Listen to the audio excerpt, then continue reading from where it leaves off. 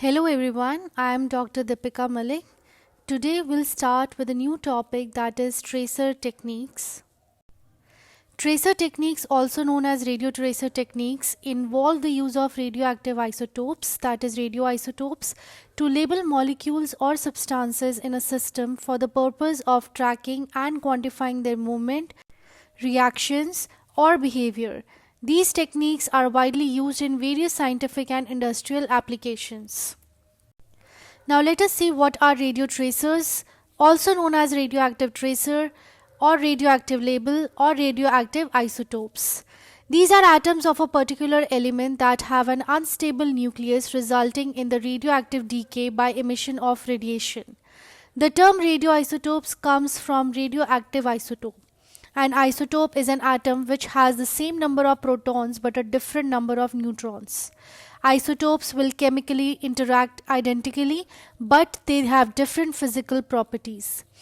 These isotopes serve as a marker by emitting radiations that can be detected and measured, providing valuable information about the movement, reactions, and dynamics of the labeled entities. These isotopes are chosen based on their compatibility with the system being studied. Common radiotracers include carbon-14, hydrogen-3, that is tritium, and iodine-125, iodine-131, cobalt-60, uranium-235, plutonium-238, and sodium-24. Radioisotopes emit different forms of radiations when they decay. These are alpha, beta, and gamma. Natural radioisotopes are radioisotopes which are found in nature, the most well-known being uranium. Artificial radioisotopes are radioisotopes which are artificially manufactured. Of the 118 elements listed in the periodic table, only 94 occur naturally. While there are 254 stable isotopes, more than 3000 radioisotopes are known, of which only about 84 are seen in nature. Labeling. Radiotracers are introduced into a system by incorporating them into molecules or substances of interest by substituting non-radioactive atoms with their radioactive counterparts. This labeling allows researchers to follow the behavior of the labeled entities. For example, in biological research, tritium-labeled thymidine can be used to track DNA replication, while carbon-14-labeled glucose can follow metabolic pathways. The next slide shows the different labeling methods. Radiolabeling with radioactive compounds. This method involves synthesizing or obtaining radioactive compounds that contain the desired radioactive isotope. These compounds can be incorporated into target molecules during chemical reactions or in particular biological processes or tissues. For example, a radioactive iodine isotope, that is iodine 125 or 131, can be used to label proteins or peptides, and technetium-99m for nuclear medicine imaging. Second method is radioactive isotope exchange. In this method, stable isotopes within a molecule are exchanged with radioactive isotopes. For instance, stable hydrogen isotopes can be exchanged with radioactive tritium in a molecule. Neutron activation, which involves irradiating a sample with neutrons, causing some stable isotopes to become radioactive. This method is commonly used in elemental analysis. For example, a sample can be irradiated with thermal neutrons to convert stable boron-10 into radioactive boron-11. Chelation of radioactive metal ions. Radioactive metal ions such as technetium-99m can be chelated or bound to chelating agents or ligands. These complexes can then be attached to target molecules. Radiosynthesis is the process of incorporating radioactive isotopes into organic compounds or molecules of interest. This is commonly used in the development of radiotracers for positron emission tomography, that is PET imaging. Now let us discuss the types of radioactive emissions. Radioactive emissions occur when an unstable atomic nucleus undergoes radioactive decay to become more stable. These emissions are the result of natural radioactive decay processes in unstable atomic nuclei. They have various applications including medical imaging, radiation therapy, nuclear power generation, and radiometric dating in geology and archaeology. The common types of radioactive emissions are alpha emission, beta emission, gamma emission, neutron emission, and electron capture. Now let us see these different types of radioactive emissions one by one in detail. Alpha emission. Alpha particles consist of 2 protons and 2 neutrons, making them relatively massive and positively charged. They have low penetration abilities and can be stopped by a sheet of paper or human skin. Commonly emitted by heavy radioactive elements like uranium and radon. In alpha decay, an energetic helium particle, that is alpha particle, is ejected, leaving a daughter nucleus of atomic number 2 less than the parent and of atomic mass number 4 less than that of the parent. An example is the decay of the abundant isotope of uranium-238 to thorium daughter plus an alpha particle, as you can see here in the reaction. Given for this and subsequent reactions are the energy released, denoted by Q, in millions of electron volts, and the half-life, denoted by T-half. It should be noted that in alpha decays, the charges or number of protons shown in subscript are in balance on both sides of the arrow, as are the atomic masses shown in superscript. Beta emission. Beta particles can be either electrons, denoted by beta negative, or positrons, denoted by beta positive. Beta minus particles are negatively charged and can penetrate several millimeters into biological tissues. Beta plus particles are positively charged and are antimatter counterpart of beta minus particles. In beta minus decay, an energetic negative electron is emitted, producing a daughter nucleus of one higher atomic number and the same mass number. An example is the decay of the uranium daughter product thorium-234 into protactinium-234. Here the number of protons is increased by 1 in the reaction, but the total charge remains the same because an electron with negative charge is also created. Gamma emission. Gamma rays are electromagnetic waves similar to X-rays but with higher energy. They are highly penetrating and require dense materials like lead or several centimeters of concrete to stop them. Often emitted along with alpha or beta particles, and they carry a lot of energy.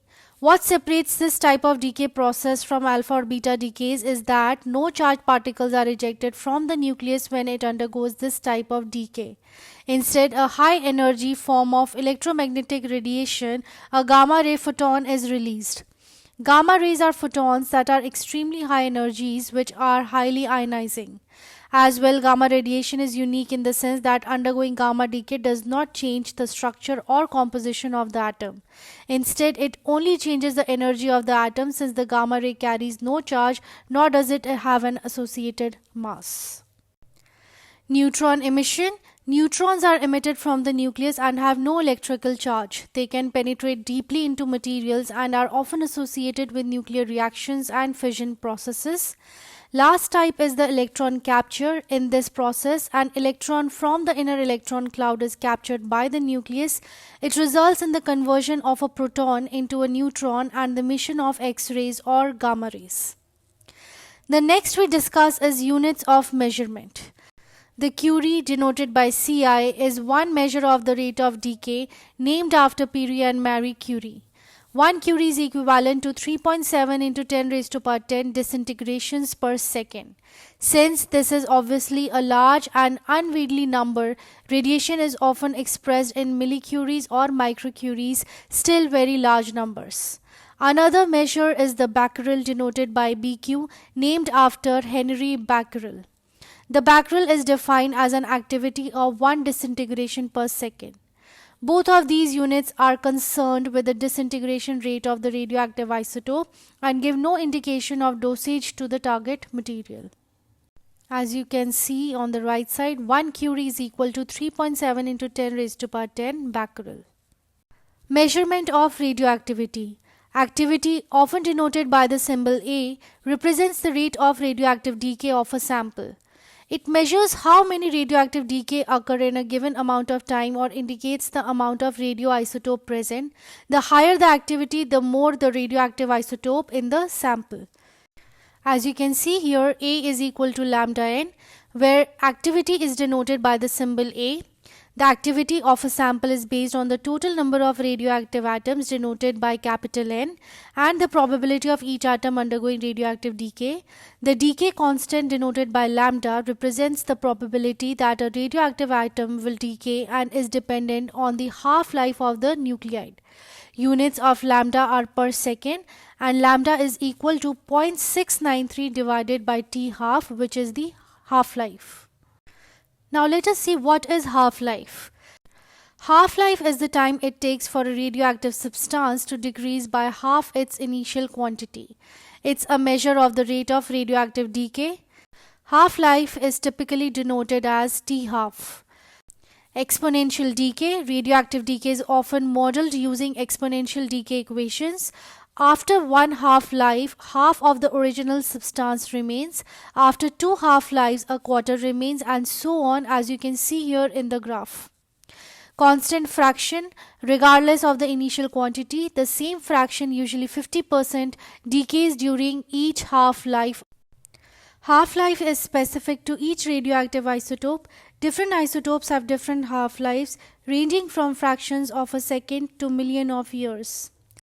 Half-life is crucial in radiometric dating, nuclear physics, nuclear medicine, and other fields involving radioactive materials. Next slide shows what is specific activity. The specific activity, often denoted by AS, is a measure of the radioactivity of a radioactive substance per unit mass or volume. It's the activity per unit of the substance's mass or volume. Specific activity is typically expressed in units such as becquerel or curies per unit mass or volume. For example, becquerels per gram for mass specific activity or becquerels per liter for volume specific activity. The specific activity is an important parameter because it indicates how hot or radioactive the tracer is and how much of it is present in the sample, helping to determine the sensitivity and accuracy of the tracing experiment.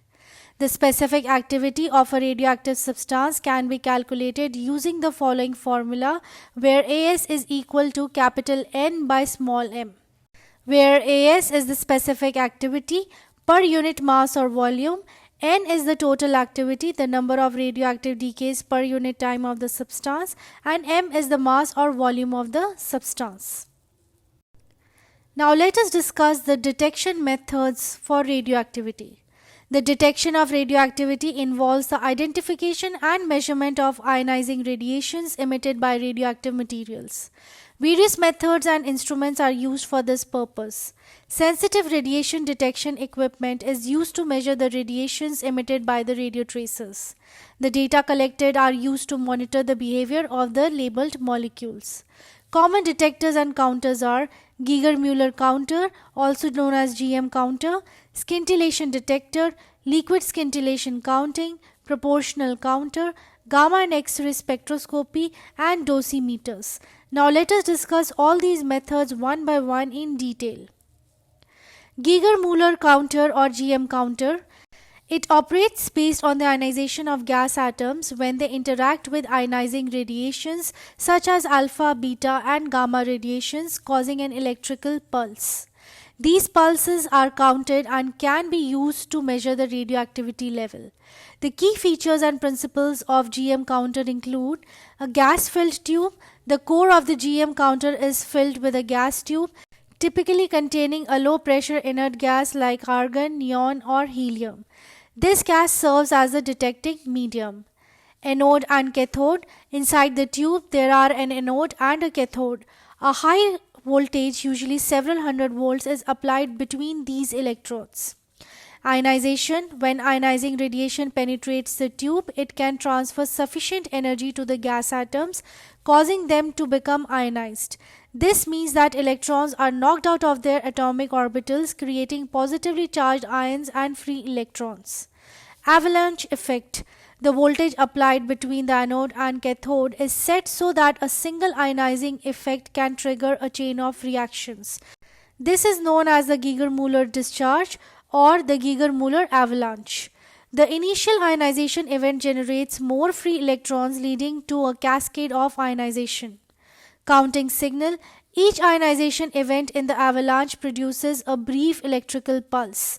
These pulses are amplified and then counted by the instrument.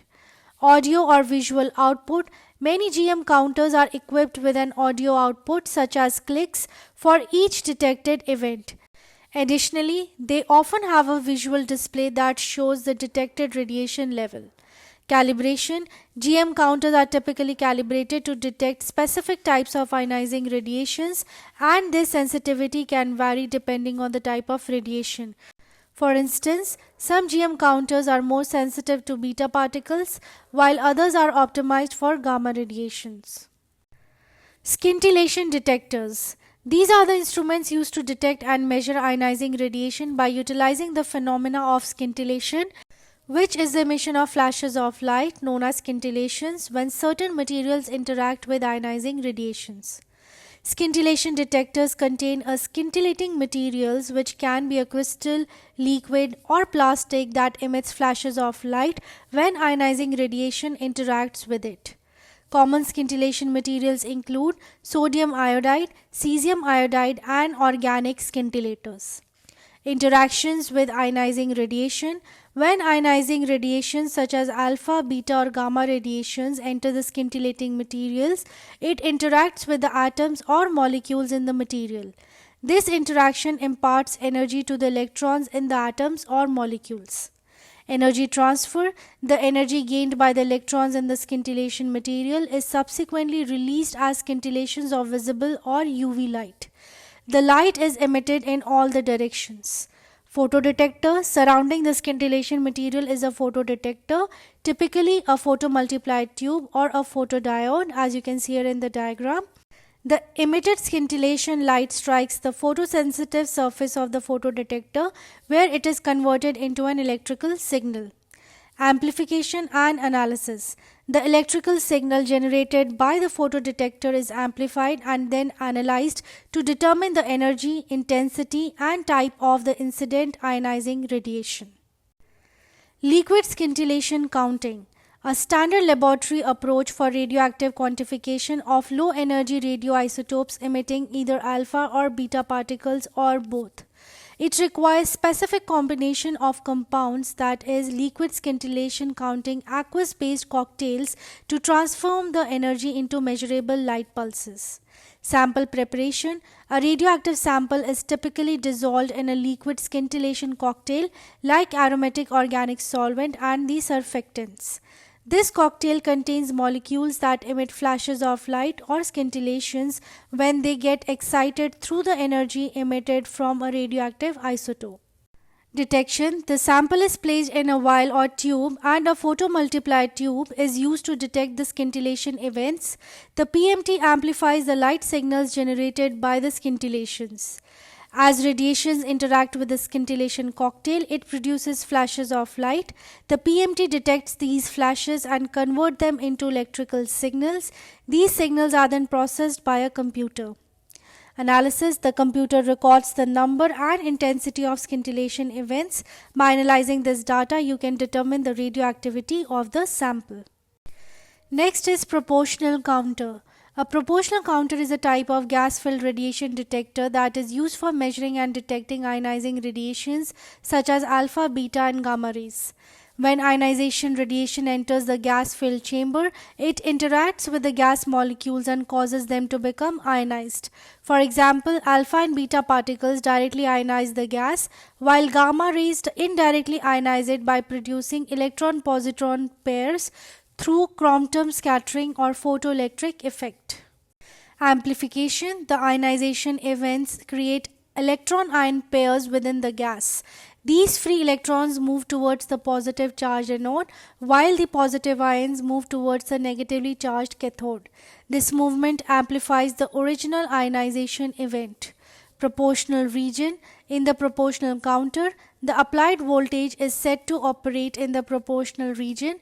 In this region, the number of electron-ion pairs produced is proportional to the energy of the incident radiation. Signal generation. The amplified ionization events generate electrical pulses as electrons reach the anode. The magnitude of these pulses is directly related to the energy of the incident radiation. Signal analysis. The electrical pulses are detected, amplified, and analyzed by associated electronics. This allows the determination of the energy and type of incident radiation. Gamma and X-ray spectroscopy. Spectroscopy involves the use of high-resolution gamma or X-ray detector and a multi-channel analyzer to precisely estimate the energies of the gamma and X-rays emitted by a radioactive material such as isotopes of uranium, thorium, or potassium. Detection. A gamma ray spectrometer contains a high-resolution gamma or X-ray detector. When gamma ray photons interact with the detector, they produce flashes of light or scintillation. Energy measurement. The energy of the gamma ray photons is directly related to the energy levels of the radioactive isotopes. The detector converts this energy into electrical signals. Spectrum creation. These electrical signals are then processed to create a gamma ray spectrum. This spectrum displays the number of gamma rays detected at each energy level. Analysis. By examining the gamma ray spectrum, analysts can identify the specific isotope present in the sample and determine their concentrations. Each isotope emits gamma rays at characteristic energies, allowing for their identification. Calibration. To ensure accurate measurements, the spectrometer is calibrated using known radioactive sources with well-defined energy levels. Dosimeters. These are designed to monitor and record the dose or amount of ionizing radiation absorbed by a person, equipment, or the environment over a specific period. A simplest device, dosimeter, is a film batch that will fog up when exposed to radiation. The amount of fogging is proportional to the amount of radiation present. These devices are not very sensitive to low levels of radiation. Personal dosimeters. They are worn by individuals to monitor their exposure to radiation over time. Common types include film badges, thermoluminescent dosimeters, and optically stimulated luminescence dosimeters. Environmental dosimeters, stationary devices placed in areas to monitor radiation levels in the environment. Area dosimeters, used to measure radiation in specific work areas such as a laboratory or near a nuclear reactor. Operational dosimeters monitors the performance of radiation producing equipment like X-ray machines. Now let us see the applications of tracer techniques in food sector. Food safety and quality assurance. Tracers are used to monitor and trace contaminants such as pesticides, heavy metals, and pathogens throughout the food production chain. They help identify sources of contamination, enabling swift intervention and preventing the distribution of unsafe products. Food processing and engineering. Tracer elements or compounds are employed to study and optimize various food processing techniques such as heat treatments, pasteurizations, and drying. Understanding the flow and distribution of materials during processing ensures efficient and uniform production. Nutrient absorption and metabolism. Tracers labeled with specific isotopes are used to study nutrient absorption, metabolism, and bioavailability in the human body. This is essential for developing nutrition and functional foods. Authentication and traceability.